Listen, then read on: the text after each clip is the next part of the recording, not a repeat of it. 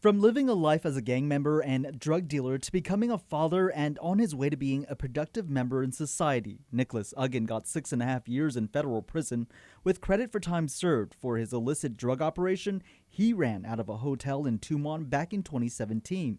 The feds uncovering how the 34-year-old traveled to the island that year from Stockton, California, working with street-level dealers to sell meth and even selling drugs via text message and Facebook Messenger.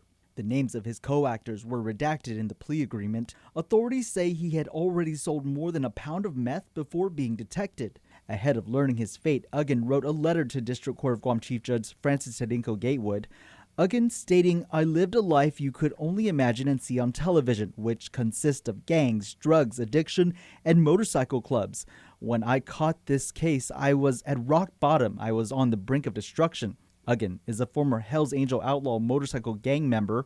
He writes, "I was giving up my life because I was loyal to an idea. The idea that my ex-gang and drugs I affiliated myself with can fill a void inside my heart." Aguon adding, "The more I tried to fill that hole, the more I found myself in jail or in a situation that could have cost me my life." Aguon telling the court he had an abusive upbringing and grew up around drugs. He told the chief judge, "People got hurt physically and emotionally because of my past choices of being a gang member. I should have known from how drugs poisoned my family and my life that I was poisoning other families the same way.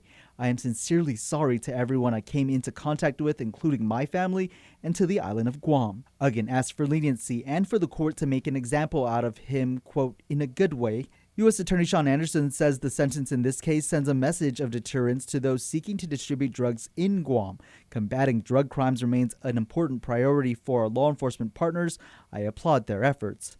Homeland Security Investigations Special Agent John Tumon adding, "Criminals like Aguon who distribute this poison will be investigated and prosecuted to stop the flow of dangerous drugs into our communities." Aguon has already spent about 4 years locked up. He will be placed on 5-year supervised release once he gets out.